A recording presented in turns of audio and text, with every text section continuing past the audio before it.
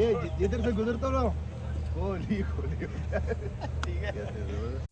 Hello guys, मैं उम्मीद करता हूं कि आप लोग अच्छे से होंगे, बिल्कुल अच्छे से होंगे। आप अपने दिमाग में कोई भी सोच, कोई भी टेंशन दिमाग में मत रखिएगा, क्योंकि क्रिकेटर जितने भी होते हैं अपने अपने चाहत में या अपने खेल में सबको भाईचारे की तरफ देखते और चलते और मोहब्बत करते हैं। लेकिन ये इंसानियत है कि हम आपस में लड़ जाते हैं सिर्फ क्रिकेट जो है क्रिकेटों को नाम ले लेकर, और यही हमारी मूर्खता जो है एक बहुत बड़ी चिंता की विषय बन जाती है और आपस में लड़ा देती है। तो मैं यही कहना चाहता हूं कि आज पाकिस्तान की बहुत बड़ी भूल है कि इंडिया से जीत कर दिखाए, इंडिया से हार गया आज पाकिस्तान। बहुत मुझे कठिन के साथ कहना पड़ता है कि इंडिया से आज पाकिस्तान हार गया, और बड़ी इंडिया ने स्कोर बनाते हुए पाकिस्तान के सामने बड़ी चट्टान खड़ी कर दी। और सबसे बड़ा जो कमाल था इसमें, कमाल विराट कोहली बस राहुल।